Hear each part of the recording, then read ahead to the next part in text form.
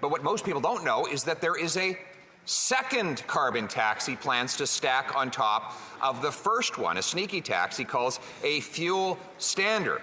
Guys, good morning. Welcome to Monday Morning's Moan. Have you heard about carbon tax 2? Hey, put a community post up about it, but carbon tax 2.0, the second carbon tax, not the one that you used to get in and going up all the time and you get a little refund for it and everything's great. No, not that one. No refund on this one. No. Let's have a look at it and then listen to what people have to say about it. Now, speaking of that tax, we know that the Prime Minister plans to raise it up to 41 cents a litre, or $1,500 net after rebates per family. But what most people don't know is that there is a second carbon tax he plans to stack on top of the first one, a sneaky tax he calls a fuel standard. Yeah, that's what it's called. Fuel standard tax. Carry on, Pierre. That will hit home heating, gas, our factories, and countless other higher costs. So how much will Canadians pay in higher gas and diesel prices because of the second Liberal carbon tax? Welcome to the stage, the most annoying woman in the world. And she won't answer the question, guaranteed. Mr. Speaker, I am glad to hear the Conservative leader actually talking about climate.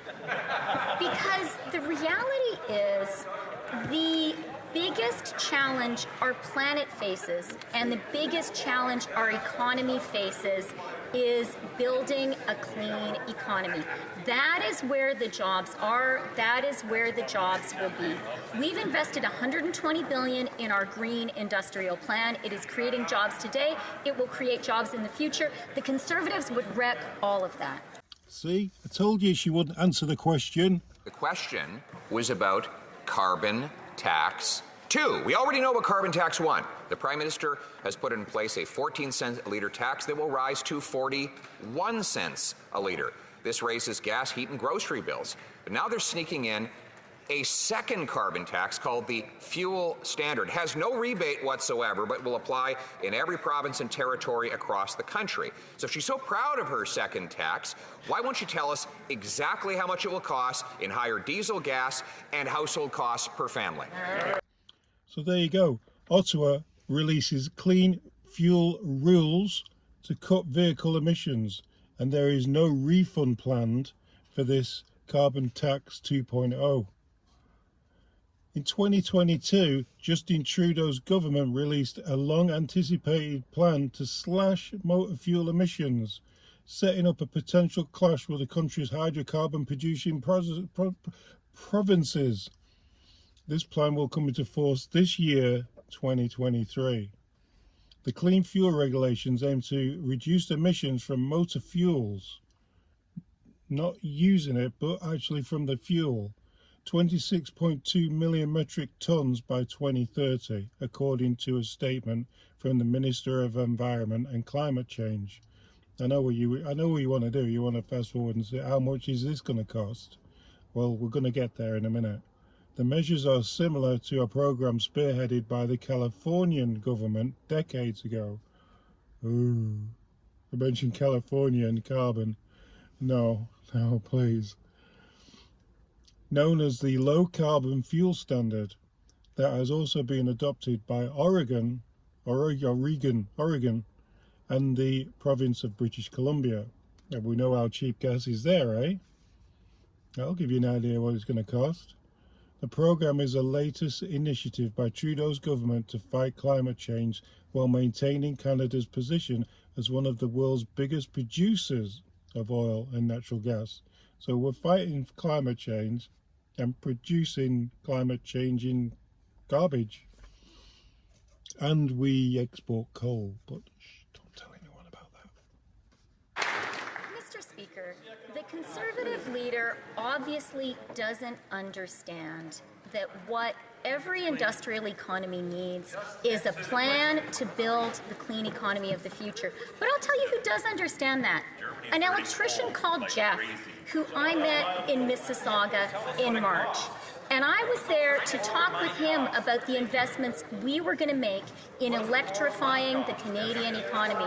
He knows that that means for him jobs. He told me I have the skills to pay the bills. And thanks to our plan, those skills will be put to work and Jeffs across the country will pay their bills. The government plans to make Canada a net zero emitter by 2050. How?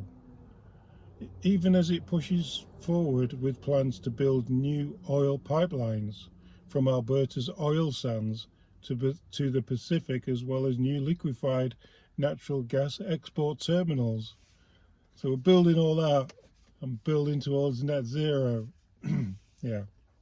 What she wants is for Jeff to pay her bills with a higher carbon tax. Jeff will have to pay more tax on his vehicle, more tax on his home heating, more tax on the food that the farmers and truckers bring to him, who are taxed by this scheme the Liberals are putting forward. So I've already said the first carbon tax is 41 cents a litre and $1,500 net per family. Now the Liberals promise a second tax. So I'll ask again, how much will carbon tax 2 add in extra diesel, gas, and household costs per family? Here we go. They will require the carbon intensity of gasoline and diesel to be reduced by approximately 11% between 23 and 2030. So the consensus is that the new tax 2.0 will add an estimated 6 to 13 cents per litre to the cost of gas by 2030. So what effect is the carbon tax going to have on you? The new one, the one that you won't get a rebate for, and you can't say, oh, we're getting the money back, blah, blah, blah, blah. All the Liberal people can't say that about this one because you ain't going to get nothing back. Will it affect your heat? Will it affect manufacturing? Is it going to affect food again? Oh. Will it put off businesses from moving here, like battery plants? I've had enough of them coming here. But what happens if they can't afford to power the battery plants? Unless they're powered by a battery. But if you're not going to charge batteries with electricity of some kind, or a gas-powered battery plant. Yeah, that's good. Oh, okay. The cost of doing business will be highly excessive compared to China or competing countries. What do you think, guys? Drop us a comment. Are you up for carbon tax 2.0 or not?